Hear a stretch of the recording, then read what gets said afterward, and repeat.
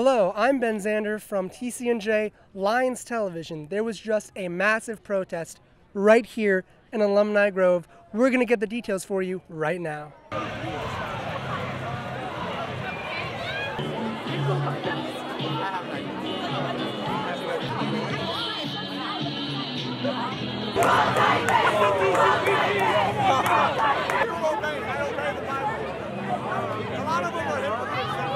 So you got to the protest at the very beginning. Tell us about it. Well, it was around noontime. I was actually walking in front of the Broward Student Center. I heard all this commotion. I saw the sign, and I figured to myself what was going on. So I took the time out of my day to go and see what was going on. And it was a protest, and it was a bunch of alternative Christian preachers, to say the least. I kind of started walking around, started videotaping a little bit. It was about 30 people at the first few moments, nothing special, but then started growing as it progressed.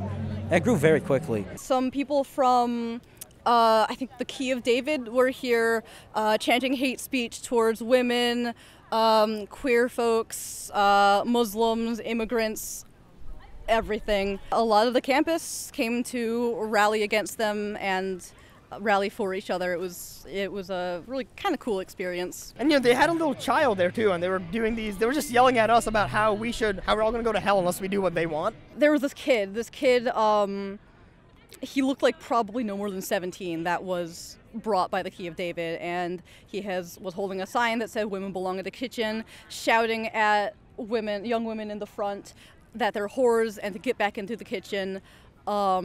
Which they were rightly very angry at. From what I saw, there were bottles being thrown at the very start. There were girls that were taking off their shirts because they were being called sluts. They were, yelling at the preachers. It didn't get physical. It did get physical at least at one point. There was a young man that was trying to attack one of the, the preachers that was holding a Bible in the air. My friends texted our group chat. They're like, "Do you know what's happening in Alumni Grove outside Ike right now?" I was like, "No, what's up?" And they're like, "Oh, there are people protesting against feminism and like Muslims and all that and spreading hate." And I was like, "Well, we need to get the out there." Is this going to make you more active in the future? Absolutely. Like, our school showed up today. The things I heard, the things I saw, we outnumbered them. We had people up there. We had people everywhere. It was really good. I'm really proud of everyone that came out and showed up when it really mattered.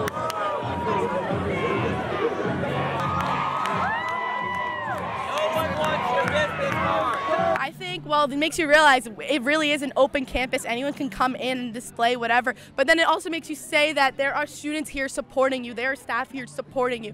They're obviously the police. I understand they are bound by their legal responsibilities and their jobs.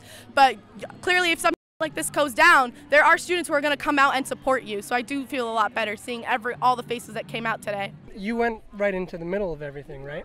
Yeah, I saw a problem with the protesting. People were actually antagonizing the people from the church, and I believe that looks bad on us. We're stooping down to their level when we do that.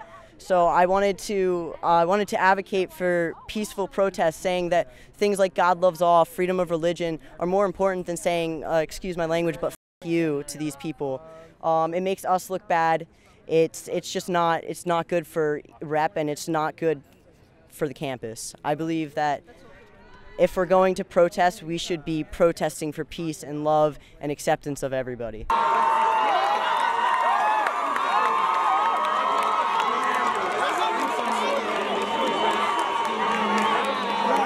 I'm trans myself, and I realize that all of the support that I have behind me and all of these people that gather together to protect people like me and other people in queer communities, that's kind of amazing.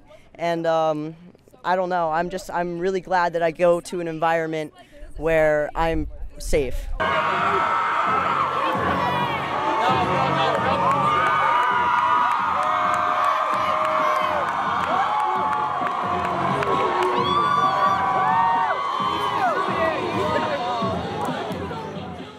One of the things that I think about that I'm most pleased about is to see not only that we fill this room up, but that students care.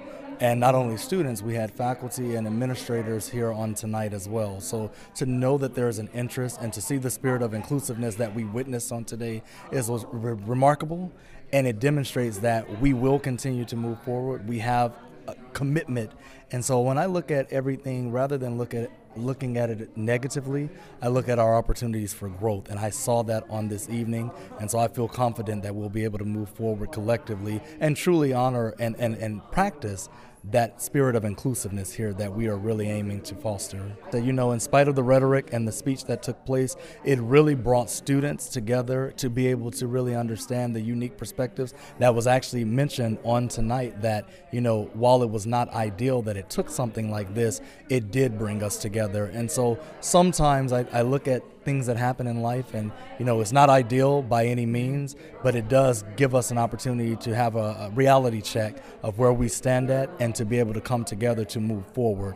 And so once again, while not the ideal circumstances, I think that it did demonstrate that we do have a spirit of inclusiveness here, and we understand now that no matter who we are, where we come from, what our roles are here, there is a commitment to being inclusive, and we saw that today as well as tonight. But something that the students said that I find really encouraging is that there is going to be a commitment to holding each other accountable. And so I think that that's remarkable because, you know, I said on various occasions, by no means can we force anyone to do anything, but there's power to be able to control how we respond and how we hold each other accountable. And so I think we're going to see that, and I'm really inspired by that, to hear that come from students. So I look forward to seeing that, and I think that will directly continue to influence our commitment and the spirit of inclusiveness here that we witnessed this afternoon on into tonight.